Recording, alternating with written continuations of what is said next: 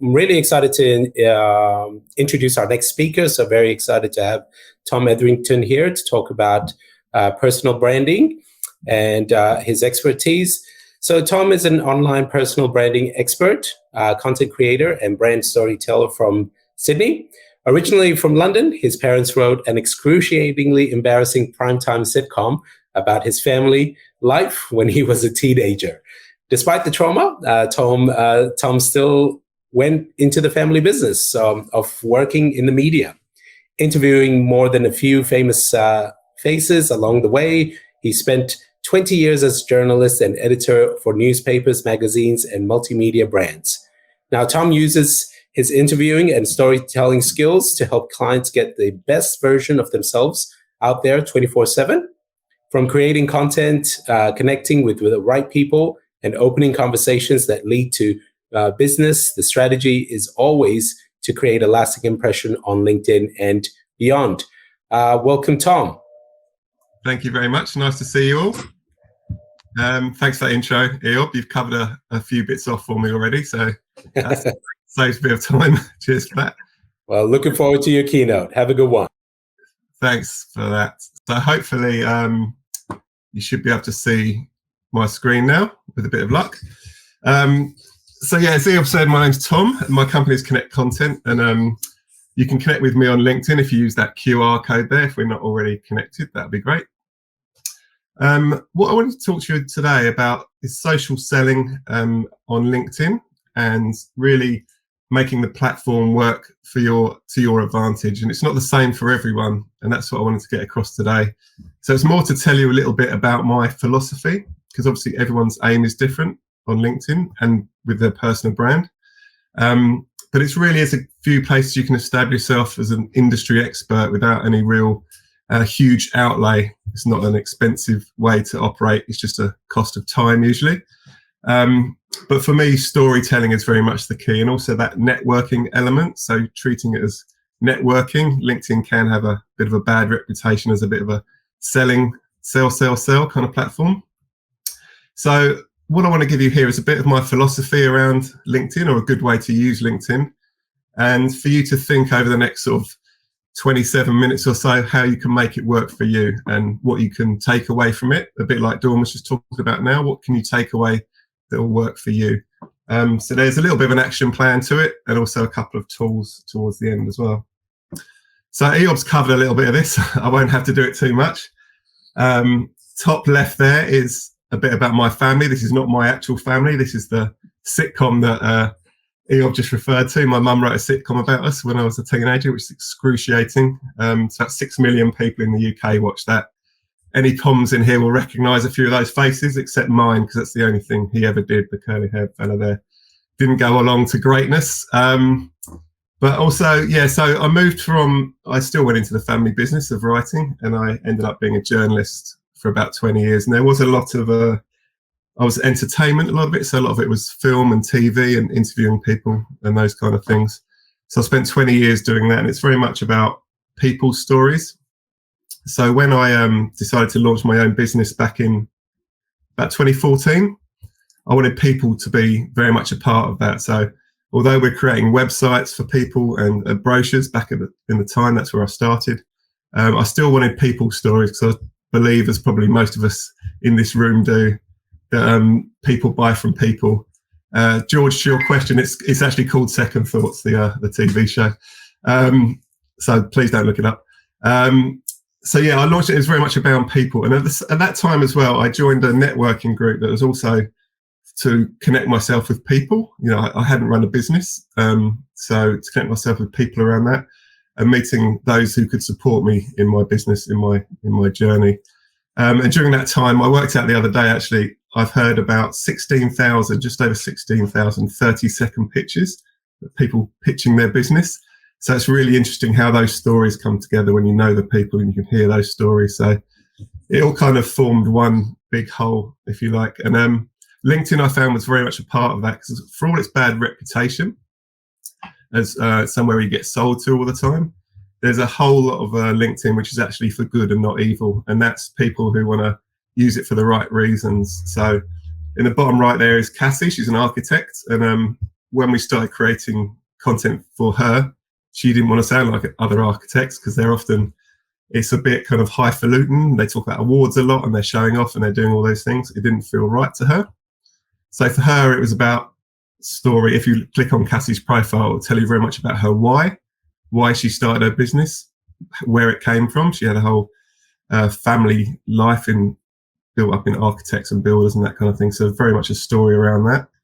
And it works because someone, an architect is a big connection. If you're going to rebuild or build a house, they're in your life for a long time, so you really need to connect with them. So her story recently actually really resonated with a potential client who actually checked her out on LinkedIn, and the story lined up. She really connected with Cassie in that way. So it can be good for filtering people out as well.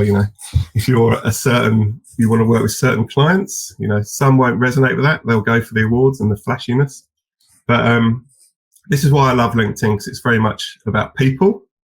People are different. And obviously, I think the best way is to educate and inspire people and show your value and your expertise along the way. So there's here just a couple of things that I thought of that personal branding or LinkedIn is actually really good for. So things you can achieve, obviously we can grow our network. That's a big part of what we want to do. Connect with like-minded people we can help and they can help us. Establishing credibility, that's one of the biggest things. Like with Cassie, we want to let people know that we know what we're talking about. We don't have to, some people we throw around thought leaders and things like that. We don't have to be that. It's quite something to aim for. But people can look at our profiles, look at our content, look at our story, and we know what we're talking about. We've got the history, we've got the current clients, we've got all the testimonials, everything lines up. Obviously, a part of what we do is we want to win new business, but also that's the big shiny thing, but also retain clients. That's not something that's easy to record or, get some data on. But if you're working with a client and they're seeing that you're regularly contributing in terms of knowledge and content, education and expertise, they're likely to stick around. There's not really much reason for them to go elsewhere. Likely reconnecting with old clients. One of the biggest things we see is people go after that shiny new thing, the new business, and they kind of forget who they're already connected to. And they might be old clients, they might just be people they've met at a networking event. But when they start creating content, getting active and showing they know what they're doing, a lot of people do come out of the woodwork, and we see a lot of new business or new connections happening that way. And referral partners is a very, very big thing as well. Who can we work with? Who can we connect with? They like us, we like them, we work together. We've got the same sort of clients in mind. Then focusing on a new market, again, that's something for LinkedIn. You can actually completely focus on a different market, that maybe your SEO, your Google AdWords, your website are talking to one set of people. On LinkedIn, it's something else. A good example of that is a client we have is a mobile mechanic. So he comes to service my car, your car. He does that brilliantly. He's got a great reputation, and he's got that sorted in terms of his AdWords, his SEO, his website. On LinkedIn, however, he's very much positioned in a much bigger sense for the transport industry. He can fix people's trucks, keep people's fleets on the road. It's a bigger prospect, bigger target market, bigger clients. So he's very much split those across the two. He doesn't really talk too much about servicing my car on LinkedIn, but he talks about keeping people's businesses up and running and on the road. So maybe there's something in that for you. If there's something you can think, actually, it's a completely different market on there, I could think about working with those. So networking on LinkedIn. I personally have never been to a networking group like that picture there, but maybe you have. But it's, I think of networking on LinkedIn, it's very much like real life networking. The don'ts are still the same. You don't talk about yourself in the third person. It's very much people to people. You don't sell to people, not when you're immediately connecting with them anyway. You don't show off, you don't rattle off a list of your skills. So you see that a lot in people's profiles. We do this, tick, tick, emoji, we're amazing. It's much better to be a bit more real and a bit more genuine. People tend to connect with you on that level. But I also think this, it's the equivalent of that message spamming thing is the equivalent of running around a networking meeting and thrusting your cards in people's hands, and they're like, and then giving this pitch to them without even, saying hello. So we try not to do that. but some of the similarities. So you already know how to do these kind of things. I think that's really important to point out. If you're good at networking in real life, most of us are in here because we know what we're talking about when it comes to networking. It's a style of marketing we believe in already, and it's amplifying those skills we already have. We already know how to talk to people about our business, how to educate people, how to get them engaged in our business. We've already committed that time. If we're networking in real life, when we're thinking about those messages, what we're going to say, we can just expand that onto LinkedIn, just amplify those that experience onto LinkedIn. So my kind of philosophy, if you like, or the basis of it, is around the 3 C's of LinkedIn. So it's very simple. We just create content, and that includes the profile, how you set yourself up, the foundations. The engaging ongoing content as well is the education process, or getting in front of the right people. Connect with the right people, so not randoms, not just for the sake of it. We want people to connect with us who are interested in what we do. We're interested in them. And then we're talking about conversations. So some people think that last one says conversions, which is that a different philosophy like I talked about. This is conversations, the same as we're in the room. We're building relationships. We're not bombarding people with sales pitches. We're very much building those relationships, and hopefully beneficial relationships as well. When I was putting this together, there was one C that comes before all this that I thought of, which is the C is cause, defining your cause. So I think this is really important before you start laying the foundations, is to work out what drives you, what sort of what really matters to you. Dawn mentioned this a little bit earlier on, actually. Who are your audience, and how are you going to try and improve their lives, all those sort of things. It sounds like something that a lot of people say this, but they don't necessarily do it, and it's not reflected in their content or in their profiles. But it really is something beyond your business and your services, and in some ways it's sort of almost beyond your why to some extent, because I think your cause is something that you nailed on, want to help people with.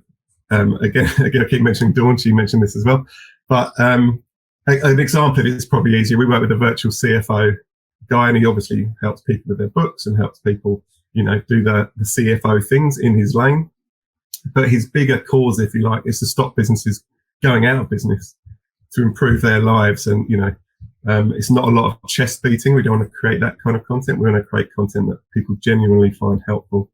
I think that's what really resonates on, especially a platform like LinkedIn. People don't want to come on there to be sold to. It's a professional platform, though. People do understand you're not necessarily doing it for the good of your health. But I think if you give something of value, you can then say, hey, I've got this workshop, or hey, check out this link, or here's a PDF you might find helpful. It's just a way of doing it. It's a way of operating, which I think is it's getting the balance right isn't always easy. But I think it's definitely a philosophy that works. And if you define that cause in the first place, everything from that should be all aligned, and it should speak to your audience very much directly and help them do what they need to do. So here's just a little one about a profile. It's a little bit of a before and after. I don't know if anyone's on the chat there, but if anyone can tell me what's wrong or what's missing quickly. There's not much right with this particular before one, but you can kind of see that it's not uncommon, this kind of thing, that it's not been given much love over the years. People set these things up, set and forget, and walk away.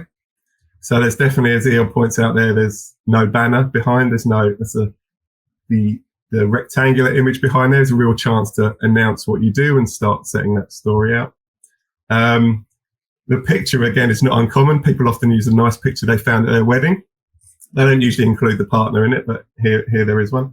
But again, something professional. It doesn't have to be an expensive photographer kind of thing, but you can get some amazing results with an iPhone, but just looks something that's beyond, that kind of look, I think. You've got his job title. You got to remember, LinkedIn is essentially was built and born as a recruitment platform, so it automatically puts your job title in this section under the name. But that's a real chance to get across our initial how we help people, who we kind of serve, and the problems we solve. There's a good couple of sentences there. And at the moment, this isn't telling any sort of story. We can kind of guess what he does because of the name of the business, that framing. But if that was called something a bit more obscure, we literally have no idea what he did. So I think it's that, we called it above the fold when I worked in newspapers. It's that bit that people buy into. If you see it stacked on the newsstand, is someone going to pick this up and pay for it? In this case, are they going to click, or are they going to connect? Or are they going to walk on by? So this is that all important one. If you get the rest of it, if you don't get this bit right, it doesn't really matter what you do in the rest of it. So, and this is the kind of after version, really. So you can see there, it started to tell a story. There are a million different ways you can do this, but it's already talking about a bit more of his mission. Here's a good example, actually, of what I was talking about before. Of obviously, he's actually got 7 shops, I think, and a mobile framing, so it's quite a big operation. But on LinkedIn, he's really talking about working with artists and photographers directly and trying to help them increase their profits. It's a very interesting way of doing business, actually. But he's got one bit covered off, and on here he wants to talk very much directly to artists and photographers. So his profile needs to reflect a bit of that. So you can see it's just a whole lot of a better experience for people when they come on here. I think what is also interesting is you notice he's got a name change there. See, when we first started, no one calls him Aviad, everyone calls him Avi. So it's actually quite hard to find him. So that's one of the first things to do. We get a lot of that with people called Thomas. They call themselves what their given name was and their mum calls them. But if I put myself as Thomas, then no one will find me. So it's just worth thinking a bit about that as well. So again, we haven't got a huge amount of time to go through this. So it's a bit of a scan across some of the ideas around content. But this is where people fall down. They get a little bit scared about content, about putting yourself out there. You're not putting yourself out there to 700 million people who are on LinkedIn. You're putting yourself out there to a fairly small collection of people, hopefully, who are part of your target audience, part of your clients, potential clients, referral partners, all those sort of things. So it's just getting that message right. And this is the social selling element, because we're doing our kind of education piece. We're letting people know what we do. We're pitching, if you like, but we're not selling to people. We're not, pushing our business cards in the face. We're very much showing our expertise. So I think, again, this is a bit about going back to the virtual CFO, or we've got another client who's a tailor. Here's a good example. So if you sort of plant yourself too narrow, and if you're a tailor, and all you do is post about stitching and creating, jackets and whatever, all those kind of things, the very much the nuts and bolts of being a tailor, you're going to run out of content very quickly. And it's also not going to be that entertaining. So with our tailor client, we talk about personal branding. We talk about confidence and achievement and what the outfits and what the right clothes can bring you, the outcomes, the benefits, what they deliver, all those sort of things. So if you're thinking about creating content, it's very much a case of think outside the box, or just think wider, really. And you can also, it doesn't all have to be exactly about what you do, but if you're that virtual CFO who's saving businesses, who else helps with that? Who else can you talk about, create content on, potentially connect with and become part of your network? Posting is quite intimidating. So it's really to post what you feel comfortable with. And at first, maybe don't post at all. You can just share something, dip your toe in by, liking or commenting on something.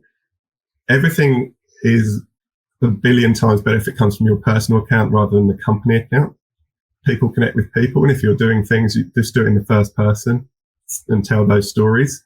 If anything that comes from a company account, could be the biggest, coolest company in the world, it never gets as much engagement with people content. There's just a couple of thoughts there on things you can do. There's a million different ways of creating content, but I think some of those, addressing FAQs is a good place to start. If you sit down and write a list, okay, what do people always ask about my business? That's what they're interested in. If you always get asked those questions at a networking event or wherever it is, if you're always getting asked the same questions, tell people a bit about that, start to unpack that in your content, that kind of show and tell element. And the confidence will come with that. We do have quite a lot of clients who start posting, they're like, oh my God, I could never post on LinkedIn. And then you have to hold them back after a while because they can't stop. So it's quite funny. But again, it's just that confidence and just suddenly realised that, actually it's not too bad. People are actually engaging with this. They're interested. Let's see what else we can create. This is a bit about connecting this. So we've done the kind of content side. This is connecting. I'm glad I picked Dawn, because obviously that was random before I came along here. But if you now look at Dawn's profile, you'll see that the way she spoke there, that energy and the passion and all the rest of it does come out in her profile, which is fantastic and quite rare for people, which is great if you go on and have a look. I deliberately didn't connect with Dawn before this because I just wanted to have the second thing there so we could do that. But it's about connecting with the people that we want to be a part of our network. And that does mean, connecting with people here today. I think I connected with George on, before this. I'll connect with Dawn after this. And then it's a genuine invitation then. It's not like a random template. It's like, hey, Dawn, it was great to see you at the Growth Gym. Really enjoyed this bit. I thought we should connect on LinkedIn. Very simple stuff, but that's the big thing, that connection, which sort of bleeds into the conversations bit as well. It's very much like, what do we say? And it is always better from a genuine place, whether you've met that person or whether it could just be like, I just read your post on XYZ. I thought it was really interesting. I'd love to connect with you. Some sort of engagement that's not false, and also it comes from a place of genuine interest, I think. So it's just to find those right people really and connect with people you want to meet. So like I say, I might connect with Dawn and send her a sort of reasonably personalised message which says we've actually met in the real world. I was very interested in what you had to say. This is a bit just on the great thing about LinkedIn, I think, is that there are no gatekeepers, it says on the top. This is just an example that I did that I thought I'd share with you. It was just actually, it's a bit blurry because that's the actual message I sent. So for those of you who know BNI, I was a member of BNI. It's a large global networking organisation. And Dr. Ivan Might is the founder of BNI. So he's got about 280,000 members around the world.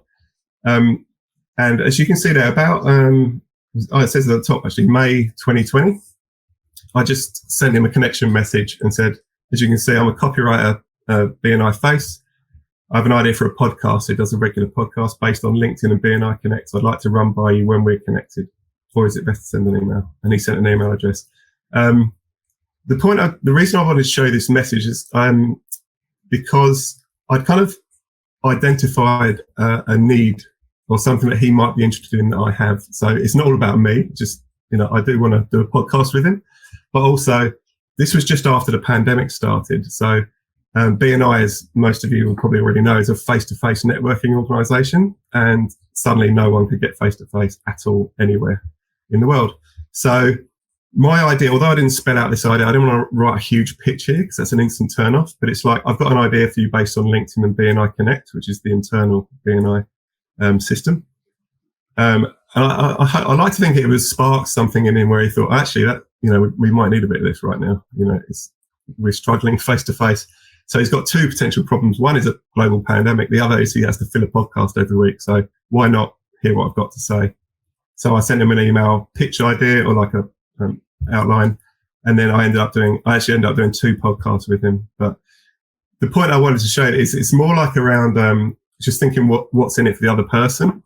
Why should they connect with you? It doesn't have to be very dramatic. It might just be because you enjoy what they kind of the sort of content that they offer and the sort of what they're kind of interested in.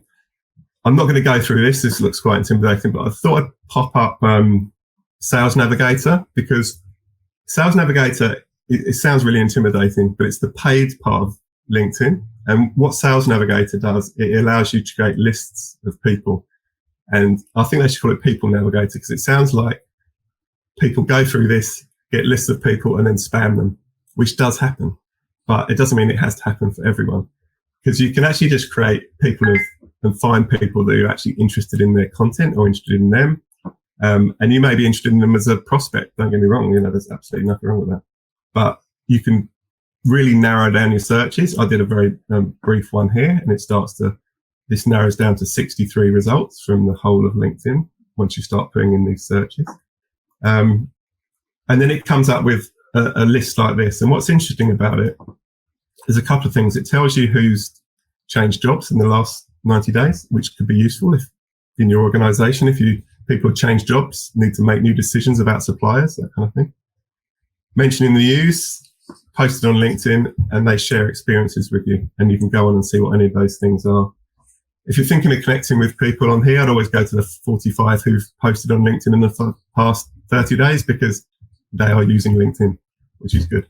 But what it does as well is that, like, I don't really think we're not interested from my philosophy, if you like, my point of view, creating a whole list of people and spamming them. We're just interested in finding the right kind of people that we might want to connect with. And this is what it does in Sales Navigator. It gives you a much clearer picture than a normal LinkedIn profile around who these people are. You can click on see more and get a bit more of their story. I can see that I'm connected with Wendy Lloyd Curley, and so is she. So maybe I could say to Wendy, how do you know her? I'm quite interested in having a chat with her about something. So, it's not just used for data mining and, dodgy sales tactics. It's actually really useful if you want to build a network the right way. Like I say, I'm not here to sell Sales Navigator, but I just thought I'd spend 2 minutes demystifying it a little bit, because it's actually more useful than you think for regular. And it's got a million bells and whistles. I don't need a million bells and whistles. I need that, just sort of find the kind of people I want to connect with, the kind of people that I'm interested in, and just connecting with them and sending them a message, that sort of thing. So that's that. And conversations sort of wraps around the whole thing, really. So with the conversations, it's not only when you connect with people, but it's also interacting. So you can go on someone's post and like and comment and share their content. That's a really good way of getting visibility and just sort of making people feel good about their content, which is important. Again, it's a bit of a giver's gain thing. If you're interacting with if someone's interacting with your content and you think, oh, they're nice people, they've helped me out. It's all those kind of things. So it's just starting to engage with things that you're interested in. So it's from a genuine point of view. I think that's, a crucial message there. But if you do everything right, it can kind of build trust quite quickly. We've had a client recently who had a really strong profile, really good profile. We're creating really good content. They actually sent a potential prospect a message, like pretty much a cold reach out message, because of the content and because of the profile. And they weren't a salesperson, they were just the founder of the business. That actually dramatically shortened the sales cycle. It was actually 48 hours. They went, oh, we like what you do. Great. We want to have a meeting. They had a meeting and they signed up within 48 hours. So, and that's bookkeeping as well. So it's quite a high level of trust required for something like that. So if everything lines up, and if you're doing the right things and you're sending off nice warm vibes, I think it's a really good way of connecting people. That's kind of a very quick overview of my philosophy. It's that content, connections, and conversations, and it all kind of, you don't necessarily do it in order. It kind of just all goes into one. And defining that cause in the first place, I think, is also really important. Thanks, Dawn. Thanks for the connection. So if you want to have a quick plan of action from that, then define your cause. Like I say, I'm sure a lot of you guys have got that already, but it's worth having to think about what your kind of, I don't know, I really like the word cause. It feels to me beyond a mission. It's real, like a real tying everything together, your why, your mission, and let's go. And polish that LinkedIn profile, that top section especially. That doesn't take long to get that right. And then from that, you can slowly work on the rest of it and it'll tie in together. If you want to post any content, please tag me in. I'll like it, I'll comment, I'll share, all those things just to help out and connect with everyone you meet today or you met today.